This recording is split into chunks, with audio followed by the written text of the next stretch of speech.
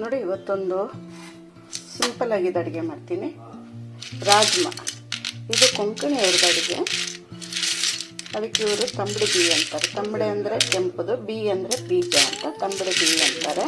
ಅದ್ರದ್ದು ಸಾರು ಕರಿ ಅಂದರೆ ಸಾರು ಮತ್ತು ಪಲ್ಯ ಎರಡು ಒಟ್ಟಿಗೆ ಇರೋದಕ್ಕೆ ತಂಬಡಿ ಬೀ ಸಾರು ಕರಿ ಅಂತಾರೆ. ಅದು ನಾನು ಮಾಡ್ತಾಯಿದ್ದೀನಿ. ಇದನ್ನು ನೆನೆ ಹಾಕಬೇಕು. ನಾನು ನೆನೆ ಹಾಕಿಟ್ಟಿದ್ದೀನಿ. ನಾನು ನಿಮಗೆ ತೋರ್ಸೋಕ್ಕೋಸ್ಕರ ಇದನ್ನು ಒಣಗಿದ್ದು ತೋರಿಸ್ದೆ. ನೋಡಿ, ಇಲ್ಲಿ ತೆಂಗಿನಕಾಯಿ, ಅದ್ರ ಮೇಲೆ ಸುಮ್ಮನೆ ಉದುರ್ಸೋಕ್ಕೆ ತೆಂಗಿನಕಾಯಿ, ಅದು ಬೇಕಾದರೆ ಹಾಕಿ, ಬೇಡದೇ ಇದ್ರೆ ಬೇಡ. ಬೆಳ್ಳುಳ್ಳಿ ಗುದ್ದುಬಿಟ್ಟು ಸಿಪ್ಪೆ ಸಮೇತ ಜಸ್ಟ್ ಗುದ್ದುಬಿಟ್ಟು ಒಣಮೆಣಸಿನ್ಕಾಯಿ ಬೆಳ್ಳುಳ್ಳಿ ಒಗ್ಗರಣೆ ಹಾಕಬೇಕು. ಆಮೇಲೆ ಕೊಬ್ಬರಿ ಎಣ್ಣೆ ಬೇಕಾದರೂ ಹಾಕಿ, ಯಾವ ಎಣ್ಣೆ ಬೇಕಾದರೂ ಹಾಕಿ. ಕೊಬ್ಬರಿ ಎಣ್ಣೆಯಲ್ಲಿ ಹಾಕಿದರೆ ಒಳ್ಳೇದಾಗಿರುತ್ತೆ. ನಾನು ಕೊಬ್ಬರಿ ಎಣ್ಣೆಯಲ್ಲಿ ಹಾಕ್ತೀನಿ, ತೋರಿಸ್ತೀನಿ. ನನಗೆ ಮರ್ತೋಯ್ತು ಯಾವ ಎಣ್ಣೆ ಇಡೋದು ಅಂತ. ಕೊಬ್ಬರಿ ಎಣ್ಣೆಯಲ್ಲಿ ಹಾಕ್ತೀನಿ. ಆಮೇಲೆ ಉಪ್ಪು. ನೋಡಿ, ಇದು ರಾಜ್ಮಾ ನೆನೆಸಿಟ್ಕೊಂಡಿದ್ದೀನಿ. ನೆನೆಸಿದ ರಾಜ್ಮಾನ ಬೇಯಿಸ್ಕೊಳ್ತೀನಿ. ತಂಬಡಿ ಬೀ ಸಾರು ಕರಿ. ಓಕೆ, ನಾನು ಹೇಳಿದ್ನಲ್ಲ, ತಂಬಡೆ ಅಂದರೆ ಕೆಂಪುದು, ಬೀ ಅಂದರೆ ಬೀಜ. ಇದನ್ನು ಚೆಂದಾಗಿ ಒಂದು 5 ಗ್ಲಾಸ್ ನೀರು ಹಾಕ್ಬಿಟ್ಟು ಚೆಂದಾಗಿ ಬೇಯಿಸ್ಕೊಳ್ತೀನಿ. ಓಕೆ, ಒಂದು 10 ನಿಮಿಷ ಆದರೂ ಬೇಯಿಸಬೇಕು ಅನಿಸುತ್ತೆ. ಒಂದೊಂದು ಸತಿ ಬೇಯೋದೇ ಇಲ್ಲ, ಒಂದೊಂದು ಸತಿ ಬೇಗ ಬೆಂದ್ಬಿಡುತ್ತೆ. ಬೆಂದರೂ ಪರವಾಗಿಲ್ಲ, ಚೆನ್ನಾಗಿರುತ್ತೆ. ಎಷ್ಟು ಬೇಯುತ್ತೋ ಅಷ್ಟು ಚೆನ್ನಾಗಿರುತ್ತೆ.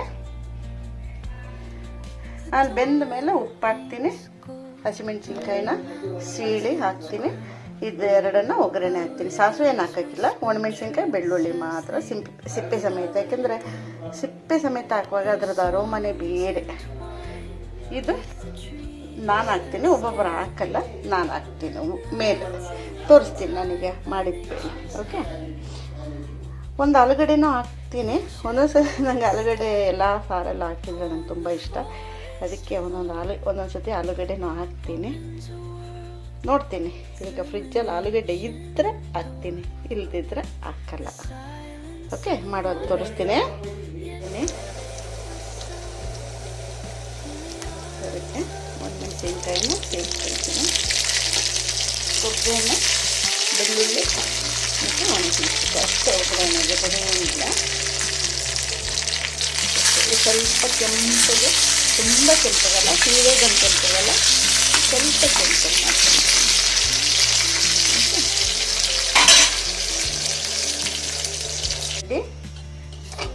ತಂಬಡಿ ಬೀ ಸಾರು ಕರಿ. ರಾಜ್ಮಾ, ನಾವು ಹೇಳೋದು ರಾಜ್ಮಾದು ಬಿಸಾರು. ಇದಕ್ಕೇನು ಬೇರೆ ಮಸಾಲೆ ಹಾಕಿಲ್ಲ, ಬರೀ ಹಸಿಮೆಣ್ಸಿನ್ಕಾಯಿ ಬೇಯಿಸಿ ಹಾಕೊಂಡಿದ್ದೀನಿ, ಒಂಚೂರು ತೆಂಗಿನಕಾಯಿ ತುರಿದು ಹಾಕೊಂಡಿದ್ದೀನಿ, ರಾಜ್ಮಾ ಬೇಯಿಸಿದ್ದೀನಿ ಅಷ್ಟೇ. ಅದಕ್ಕೆ ನನಗೆ ಇಷ್ಟ ಅಂತ ಹೇಳ್ಬಿಟ್ಟು ಆಲೂಗಡ್ಡೆ ಹಾಕ್ತೀನಿ. ಆಲೂಗಡ್ಡೆ ಹಾಕಿದ್ರೆ ಚೆನ್ನಾಗಿರುತ್ತೆ, ಹಾಕಿದ್ದೀನಿ. ತೆಂಗಿನಕಾಯಿ ತುರಿ ನಿಮಗೆ ಇಷ್ಟ ಆದರೆ ಮಾತ್ರ ಹಾಕಿ, ಇಲ್ದಿದ್ರೆ ಬೇಡ. ನೋಡಿ, ಬೆಳ್ಳುಳ್ಳಿ ಮತ್ತು ಒಣಮೆಣಸಿನ್ಕಾಯಿ ಒಗ್ಗರಣೆ. ಇಷ್ಟೇ, ಸೂಪರ್ ಫುಡ್ಡು. ಸೂಪರ್ ಅಂದರೆ ಸೂಪರ್, ಸಿಂಪಲ್ ಆದರೂ ಸೂಪರು.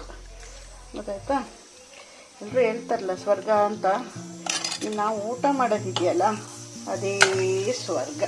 ಒಳ್ಳೆ ನಿದ್ರೆ, ಒಳ್ಳೆ ಮನೆಯವ್ರ ಜೊತೆ ಕೂತ್ಕೊಂಡು ಊಟ ಮಾಡ್ತೀವಿ ನೋಡಿ, ಅದು ಬಿಟ್ಟರೆ ಬೇರೆ ಯಾವುದು ಸ್ವರ್ಗ ಇಲ್ಲ.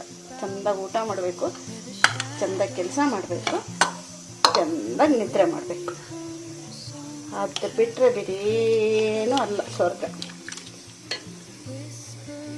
ನೋಡಿ, ನಾನು ಆಮ್ಲೆಟ್ ಮಾಡ್ತಾಯಿದ್ದೀನಿ. ಈರುಳ್ಳಿ, ಹಸಿಮೆಣಸಿನ್ಕಾಯಿ, ಉಪ್ಪು, ಸ್ವಲ್ಪ ಮೆಣಸು ಅಷ್ಟೇ ಹಾಕ್ಬಿಟ್ಟು ಸಿಂಪಲ್. ಓಕೆ, ನೋಡಿ, ಆಮ್ಲೆಟ್ ಹಾಕಿಟ್ಟಿದ್ದೀನಿ. ಇವತ್ತು ನಮ್ಮ ಮನೇಲಿ ಸಾರು, ಕೆಂಪು ಕೆಂಪು ರಾಜ್ಮಾದು ಸಾರು, ಆಮ್ಲೆಟ್, ಕೆಂಪು ಸೊಪ್ಪಿನ ಪಲ್ಯ. ನೋಡಿ, ಕೆಂಪು ಸೊಪ್ಪಿನ ಪಲ್ಯ. ಓಕೆ, ಈಗ ನಾನು ಇದು ನಮ್ಮ ಮನೇದು ಊಟ ಏನಂತ ತೋರಿಸ್ತೀನಿ. ಅದ್ರ ರೆಸಿಪಿ ಅಂತ ನಾನೇನು ಹಾಕ್ತಾಯಿಲ್ಲ. ಇವತ್ತು ನಮ್ಮ ಮನೆ ಊಟ ಏನು ಅಂತ ತೋರಿಸ್ತಾ ಇದ್ದೀನಿ ಅಷ್ಟೇ. ಇವತ್ತೆಲ್ಲರೂ ಮನೇಲಿ ಇದ್ದಾರೆ, ಮಕ್ಕಳೆಲ್ಲ.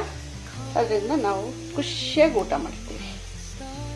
ಉಪ್ಪಿನ ಪಲ್ಯ, ಆಮ್ಲೆಟ್ ಮತ್ತು